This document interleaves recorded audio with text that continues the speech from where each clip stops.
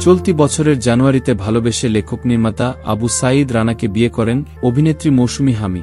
কিন্তু বিয়ের বছর না পেরোতেই হঠাৎ অভিনেত্রীর মুখে শোনা গেল ডিভোর্সের কথা।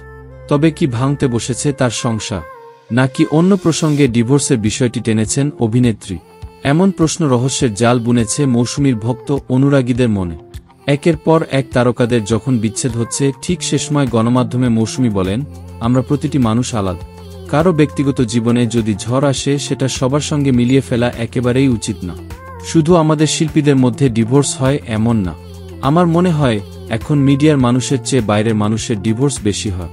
তাদেরটা সামনে আসে না, আমাদেরটা আসে। এরপর নিজের সংসার বেশ ভালো যাচ্ছে জানিয়ে এই অভিনেত্রী বলেন, আমার সংসার খুব ভালো যাচ্ছে। আমরা ভাবি সংসার অনেক কঠিন, কিন্তু মোটেও তেমনটা না। ভালোবাসার মানুষের সঙ্গে যদি বোঝাপড়া থাকে, তাহলে সংসার পানির মতো সহজ।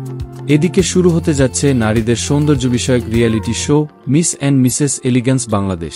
প্রতিযোগিতাটির প্রথম সিজনে আন্তর্জাতিক বিচারকদের পাশাপাশি বাংলাদেশ থেকে থাকছেন অভিনেত্রী ও মডেল মৌসুমী হামি।